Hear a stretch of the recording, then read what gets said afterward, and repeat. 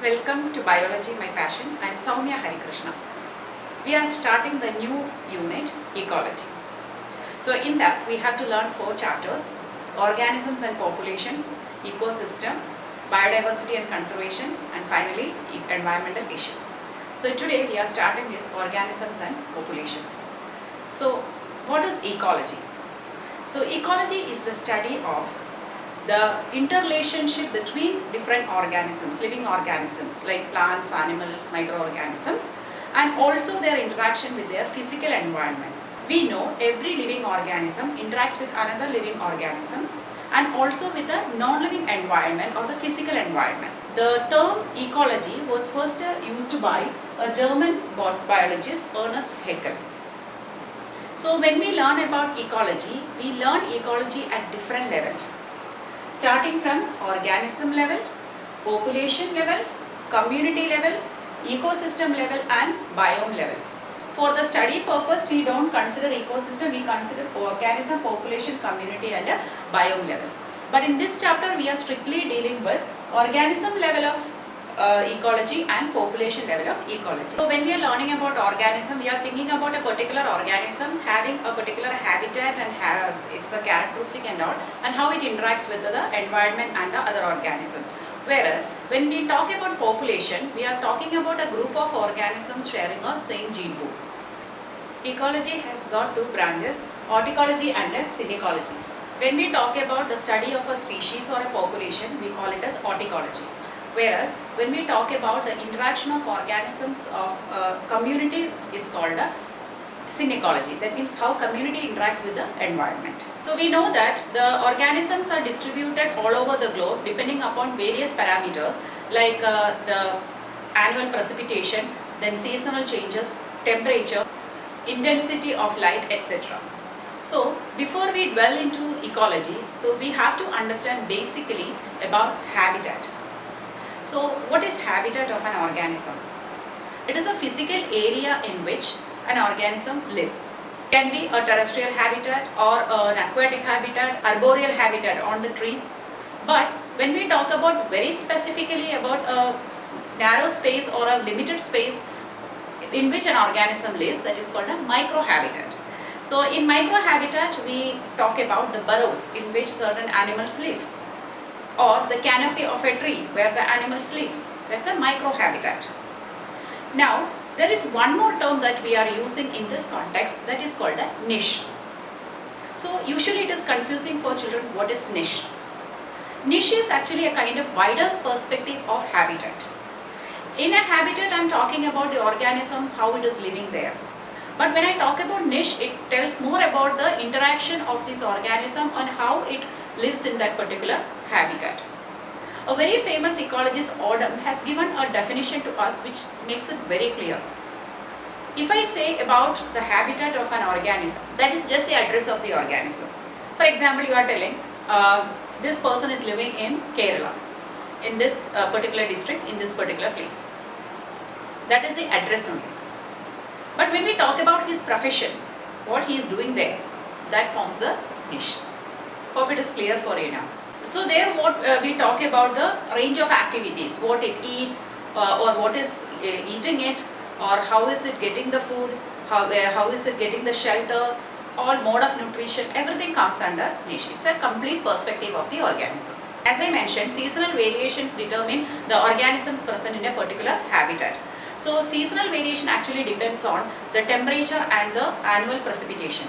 Precipitation means the amount of the water available annually, but this precipitation need not be in the liquid form as rain, or it can be in the form of snowflakes or hailstones, all this.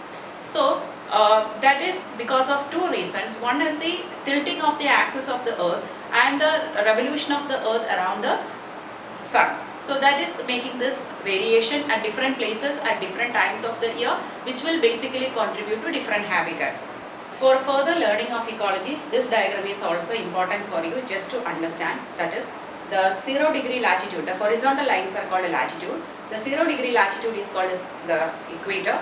23.5 degree north and 23.5 degrees south. That entire region is called a tropical region. It is Tropic of Cancer and Tropic of Capricorn to the south. 66 degree north and up to that and 66 degrees south, that region is called the temperate region. So the middle part, that is on top and bottom or north and south of equator, that region is called the tropical region, where the temperature is very high. Above that till the polar circle, Arctic circle, that is called the temperate region, where temperature is low.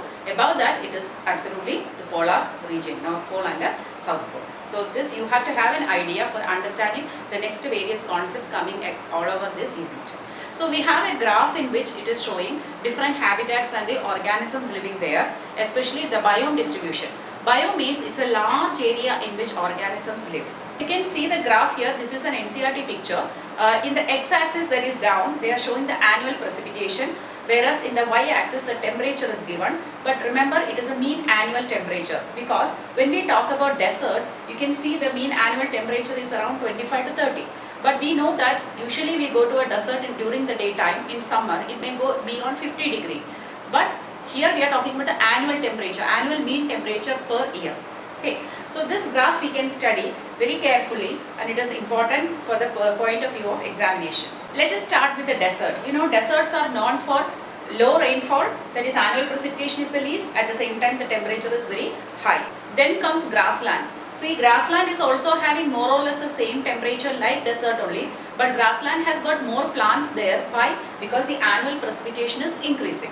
Then when we come to tundra, Arctic and alpine tundra, we can see that there also the precipitation is the same, but what is making that place very cold? The annual temperature, mean temperature is very less. Temperate forests are getting more rainfall than the grassland. At the same time, the temperature is also little higher. Whereas coniferous forests, which we see towards the polar region, the coniferous forests have less temperature and more rainfall. We cannot say rainfall here, precipitation, because there it is mostly in the form of snow. But look at the tropical rainforest. It is having the highest precipitation rate. In a rainforest, every afternoon it rains heavily because of the clouds condensing during the day. By 12 o'clock it is so heavy that it starts raining. And at the same time the temperature is very high inside the rainforest. Here you should have an idea about all these different types of biomes, their temperature range and the annual precipitation. So desert, you can study in that range. Desert and tundra. Desert is having high temperature, tundra low temperature. But comes grassland, then temperate forest and a coniferous forest. Only difference is in temperature again. Then the tropical rainforest. Then regional and local variations within a biome is actually leading to different types of flora and fauna that we observe there. And India is blessed with a lot of different types of biomes. In India we can say in Rajasthan there is a desert biome. At the same time in Meghalaya we have heavy rainfall. Now we are going to discuss, there are two factors which are important in the environment of an organism. They are abiotic factors and biotic factors. So biotic factors means all the living components around the organism, whereas abiotic factors means all the non-living components around an organism.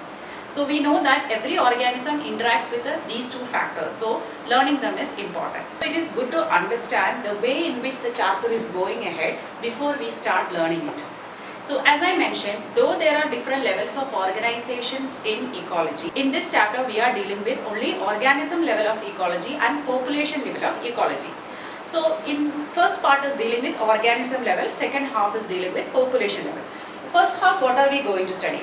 We are talking about the organism level. That means what are the abiotic factors of this organism.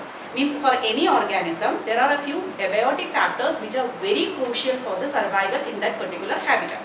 So they are temperature, water, light and soil. We have to learn their significance, and this is the order in which they are significant for the organism, right? So after learning the abiotic factors, we should know how do animals respond to these abiotic environment. Means when the temperature is high or low, or water is high or low, like that. So those responses fall into four categories: regulate, conform, migrate and suspend. So four types of responses we have to learn. Followed by that we will learn the adaptations. How are these organisms adapted to these these responses.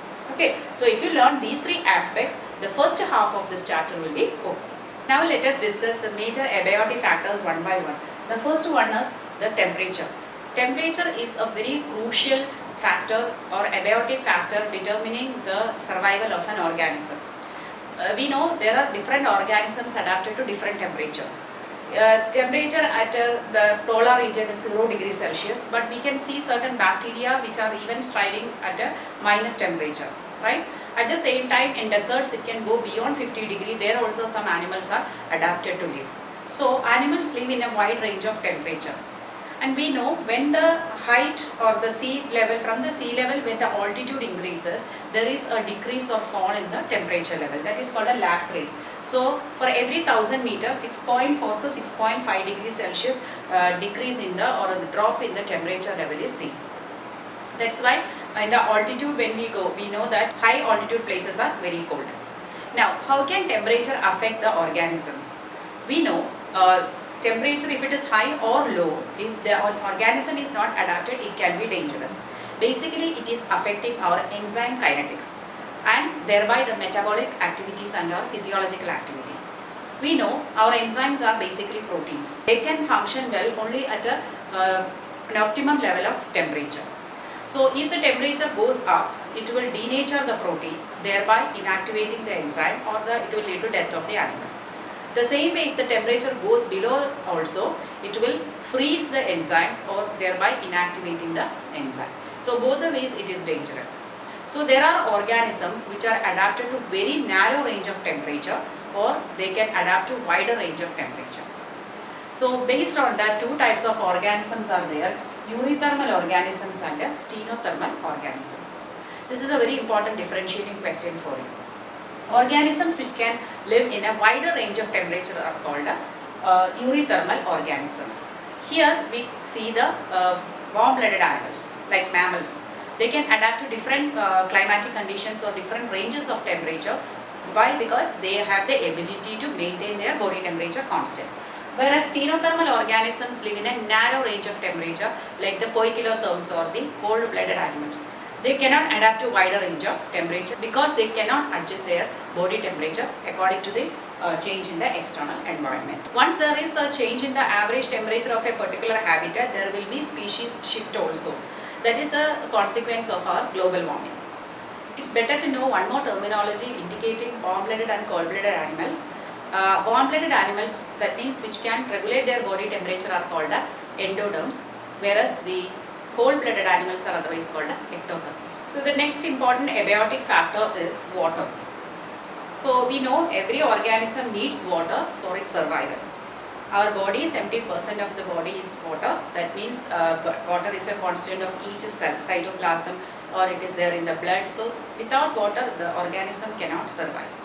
So naturally we think that organisms in the desert regions are deprived of water, or they are having water stress. At the same time, aquatic organisms are enjoying the luxury of water around them, and they don't have any problem with respect to water.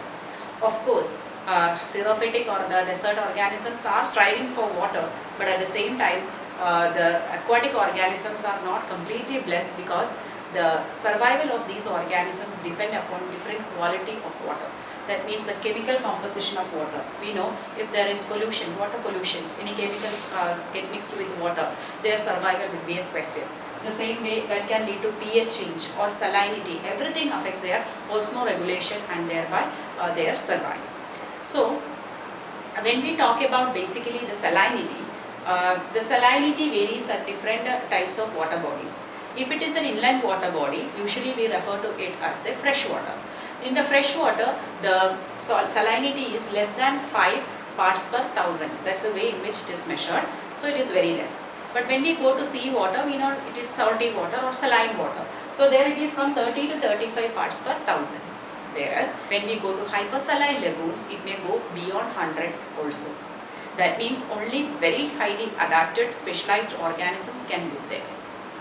So quality of water is important. Distribution is based on the salinity as well. So based on that, we have two types of organisms, again stenohaline and euryhaline.